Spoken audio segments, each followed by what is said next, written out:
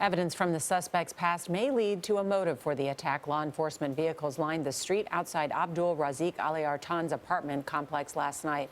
Sources say Artan put an angry message on Facebook before the attack. He wrote, quote, "America, stop interfering with other countries, especially the Muslim Ummah. We are not weak."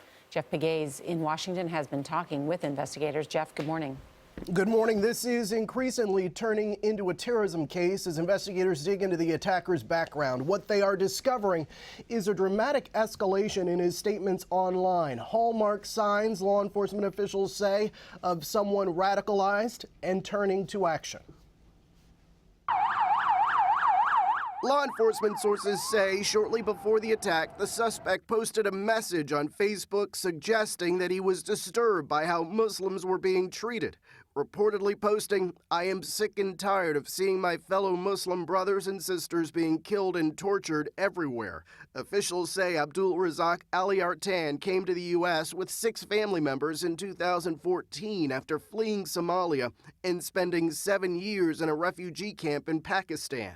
Abdul Razak Artan, cum laude. He first attended community college in Columbus, where he was on the dean's list. Last August, he became a student at Ohio State, where he was interviewed by the campus paper The Lantern. He complained about what he believed was the media's negative portrayal of Muslims.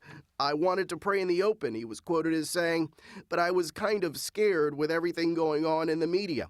If people look at me, a Muslim praying, I don't know what they're going to think, what's going to happen." Today, that we can prove to you that the suspect was by himself in the vehicle and committed this act by himself today. It's an ongoing investigation to determine motive and if anybody else was involved in this act.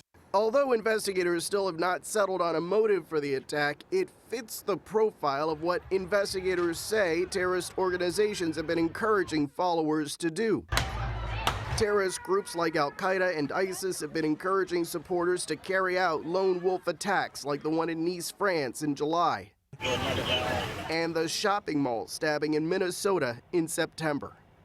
CBS News has learned that Artan's father was abducted in Somalia in 2007, and that is why his family left the country to ultimately seek refugee status in 2012. The family came to the U.S. by flying into New York, then going through Dallas and on to Ohio, where they settled. Gail. Jeff, thank you very much.